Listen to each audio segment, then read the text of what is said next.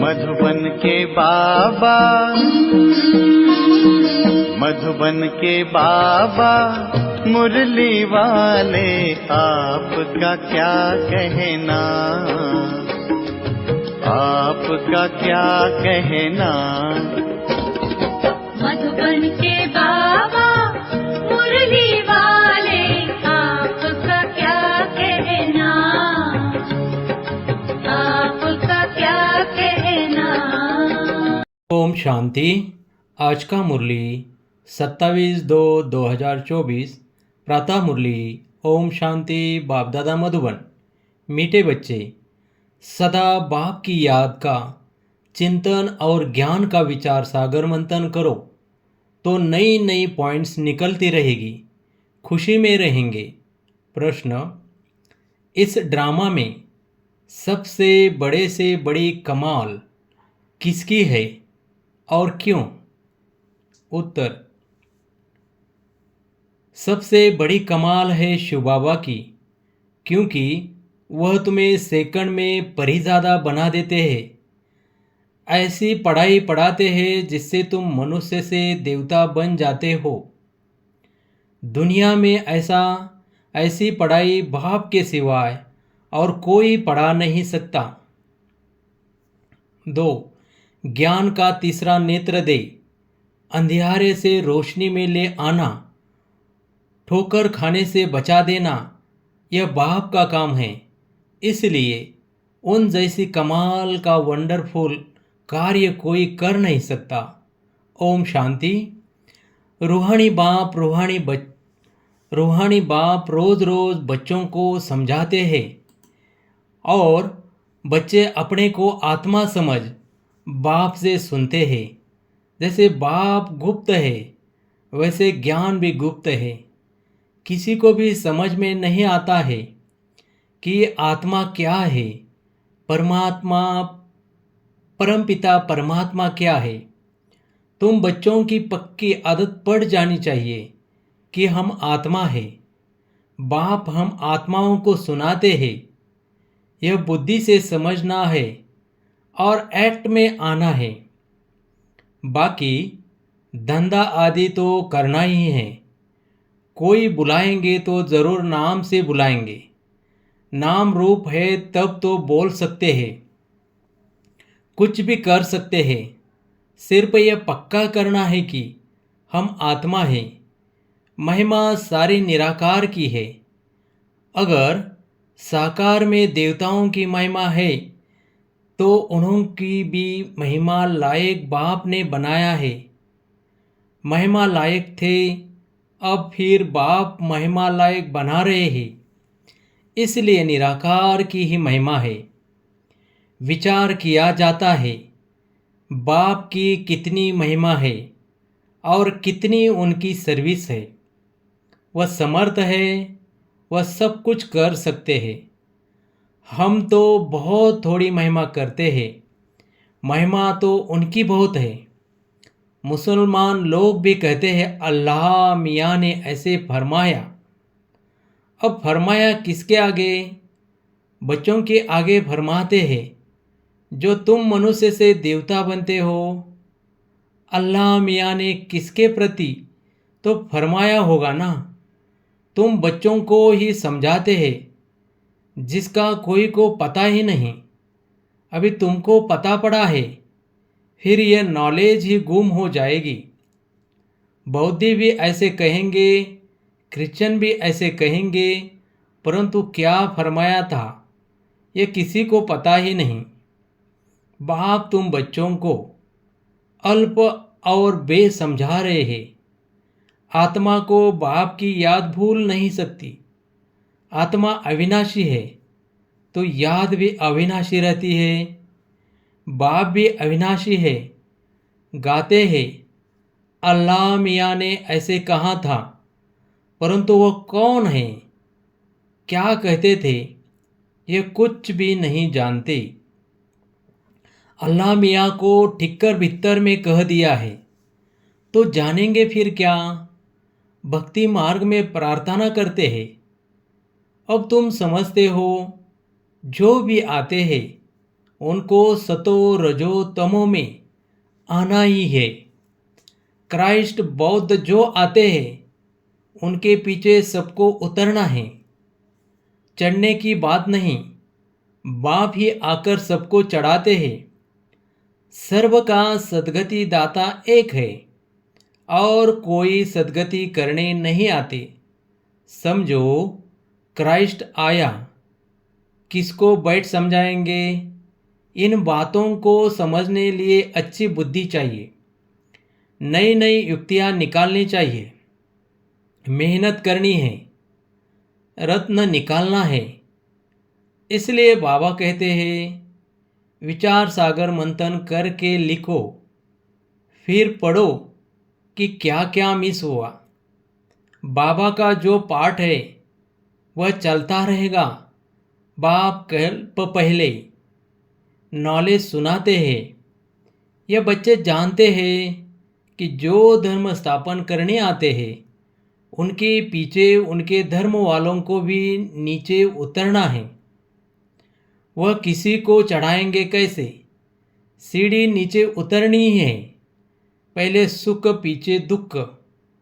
यह नाटक बड़ा फाइन बना हुआ है। विचार सागर मंथन करने की ज़रूरत है। वह कोई की सद्गति करने नहीं आते, वह आते हैं धर्म स्थापन करने। ज्ञान का सागर एक है और कोई में ज्ञान नहीं है। ड्रामा में दुख सुख का खेल तो सभी के लिए है। दुख से भी सुख जास्ती है। ड्रामा में पार्ट बजाते हैं तो ज़रूर सुख होना चाहिए। बाप दुख थोड़े ही स्थापन करेंगे। बाप तो सबको सुख देते हैं। विश्व में शांति हो जाती है, दुख धाम में तो शांति हो न सके। शांति तब मिलनी है जब वापिस शांति धाम में जाएंगे। बाप बैठ समझाते हैं, यह कभी भूलना नहीं चाहिए कि हम बाबा के साथ हैं। बाबा आया हुआ है असुर से देवता बनाने। ये देवताएं सदगति में रहते हैं तो बाकी सब आत्माएं मूल वतन में रहती है। ड्रामा में सबसे बड़ी कमाल है बेहद के बाप की, जो तुमको परिज़ादा बनाते हैं। पढ़ाई से तुम परी बनते हो। भक्ति मार्ग में समझते कुछ भी नहीं, माला फेरते रहते हैं। कोई हनुमान को, कोई किसी को याद करते हैं। उनको याद करने से फायदा क्या? बाबा ने कहा है, महारथी तो उन्होंने बैठ हाथी पर सवारी दिखा दी है। यह सब बातें बाप ही समझाते हैं। बड़े बड़े आदमी कहाँ जाते हैं तो कितनी आवाभगत करते हैं। तुम और किसी को अजयान नहीं देंगे। तुम जानते हो इन समय सारा झाड़ जड़ जड़ीभूत है, विष की पैदाइश है। तुमको अब फीलिंग आनी चाहिए कि सतयुग में विष की बात नहीं। बाप कहते हैं, मैं तुमको पद्मा पदम पति बनाता हूँ। सुदामा पद्मा पदम पति बनाना सब अपने लिए ही करते हैं। बाप कहते हैं, इस पढ़ाई से तुम कितने ऊंच बनते हो। वो गीता सब सुनते पढ़ते हैं। ये भी पढ़ता था, परंतु जब बाप ने बैठ सुनाया तो वंडर खाया। बाप की गीता से सद्गति हुई। यह मनुष्यों ने क्या बैठ बनाया। कहते अल्लाह मियाँ ने ऐसे कहा, परंतु समझते कुछ भी नहीं। अल्लाह कौन? देवी देवता धर्म वाले ही भगवान को नहीं जानते हैं तो जो पीछे आते हैं वह क्या जाने। सर्वशास्त्रमय शिरोमणि गीता ही रॉन्ग कर दी है तो बाकी फिर शास्त्रों में क्या होगा? बाप ने जो हम बच्चों को सुनाया वो प्रायलोप हो गया। अब तुम बाप से सुनकर देवता बन रहे हो पुरानी दुनिया का हिसाब तो सबको चुक्त करना है। फिर आत्मा पवित्र बन जाती है, उनका भी कुछ हिसाब किताब होगा, तो वह चुक्त होगा। हम ही पहले पहले जाते हैं, फिर पहले पहले आते हैं, बाकी सब सजाए खाकर हिसाब किताब चुक्त करेंगे। इन बातों में जास्ती न जाओ, पहले तो निश्चय कराओ कि सबका सद्गति दाता बाप है। टीचर गुरु भी वह एक ही बाप है, वह है अशरीरी। उस आत्मा में कितनी ज्ञान है, ज्ञान का सागर, सुख का सागर, कितनी उनकी महिमा है वह भी आत्मा। आत्मा ही आकर शरीर में प्रवेश करती है। सिवाय परमपिता परमात्मा के तो कोई आत्मा की महिमा कर न सकते, और सब शरीरधारियों की महिमा करेंगे। यह है सुप्रीम आत्मा। बिगर शरीर आत्मा की महिमा सिवाय एक निराकार बाप के कोई की हो नहीं सकती। आत्मा में ही ज्ञान के संस्कार है, बाप में कितने ज्ञान के संस्कार है। प्यार का सागर, ज्ञान का सागर, क्या यह आत्मा की महिमा है? कोई मनुष्य की यह महिमा हो न सके। श्री कृष्ण सतयुग का पहला नंबर प्रिंस है। बाप ही आकर बच्चों को वर्षा देते हैं, इसलिए उनकी महिमा गाई जाती है। शिव जयंती हीरे तुल्य है। धर्म स्थापक आते हैं, क्या करते हैं? समझो क्राइस्ट आया, उस समय क्रिश्चियन तो है नहीं, किसी को क्या नॉलेज देंगे? करके कहेंगे अच्छी चलन चलो। यह तो बहुत मनुष्य समझाते रहते हैं, बाकी सद्गति की नॉलेज कोई दे न सके। उनको अपना अपना पार्ट मिला हुआ है। सतो रजो तमो में आना ही है। आने से ही क्रिश्चियन की चर्च कैसे बनेगी? जब बहुत होंगे, भक्ति शुरू होगी, तब चर्च बनाएंगे। उसमें बहुत पैसे चाहिए, लड़ाई में भी पैसे चाहिए। तो बाप समझाते हैं यह मनुष्य सृष्टि झाड़ है। झाड़ कभी लाखों वर्षों का होता है क्या? हिसाब नहीं बनता। बाप कहते हैं, हे बच्चे, तुम कितने बेसमझ बन गए हो। अभी तुम समझदार बनते हो, पहले से ही तैयार होकर आते हो राज्य करने। वह तो अकेले आते हैं, फिर बाद में वृद्धि होती है। झाड़ का फाउंडेशन देवी देवता, उनसे फिर 3 ट्यूब निकलती है। फिर छोटे छोटे मठ पंथ आते हैं, वृद्धि होती है, फिर उनकी कुछ महिमा हो जाती है, परंतु फायदा कुछ भी नहीं। सबको नीचे आना ही है। तुमको अभी सारी नॉलेज मिल रही है। कहते हैं गॉड इज़ नॉलेजफुल, परंतु नॉलेज क्या है यह किसी को मालूम नहीं है। तुमको अभी नॉलेज मिल रही है। भाग्यशाली रथ तो जरूर चाहिए। बाप साधारण तन में आते हैं, तब यह भाग्यशाली बनते हैं। सतयुग में सब पद्मा पदम भाग्यशाली है। अब तुमको ज्ञान का तीसरा नेत्र मिलता है, जिससे तुम लक्ष्मी नारायण जैसे बनते हो। ज्ञान तो एक ही बार मिलता है। भक्ति में तो धक्के खाते हैं। अंधियारा है, ज्ञान है दीन, दीन में धक्के नहीं खाते। बाप कहते हैं भला घर में गीता पाठशाला खोलो। बहुत ऐसे हैं जो कहते हैं हम तो नहीं उठाते, दूसरों के लिए जगह देते हैं। यह भी अच्छा है। यहाँ बहुत साइलेंस होनी चाहिए। यह है होलीएस्ट ऑफ होली क्लास, जहाँ शांति में तुम बाप को याद करते हो। हमको अब शांति धाम जाना है, इसलिए बाप को बहुत प्यार से याद करना है। सतयुग में 21 जन्म के लिए तुम सुख शांति दोनों पाते हो। बेहद का बाप है, बेहद का वर्षा देने वाला है, तो ऐसे बाप को फॉलो करना चाहिए। अहंकार नहीं आना चाहिए, वह गिरा देता है। बहुत धैर्यवत अवस्था चाहिए, हट नहीं। देह अभिमान को हट कहा जाता है। बहुत मीठा बनना है। देवताएं कितने मीठे हैं, कितनी कशिश होती है। बाप तुमको ऐसा बनाते हैं तो ऐसे बाप को कितना याद करना चाहिए। तो बच्चों को यह बातें बार बार सिमरन कर हर्षित होना चाहिए। इनको तो निश्चय है कि हम शरीर छोड़ यल बनेंगे। एम ऑब्जेक्ट का चित्र पहले पहले देखना चाहिए। वह तो पढ़ाने वाले देहधारी टीचर होते हैं। यह पढ़ाने वाला निराकार बाप है जो आत्माओं को पढ़ाते हैं।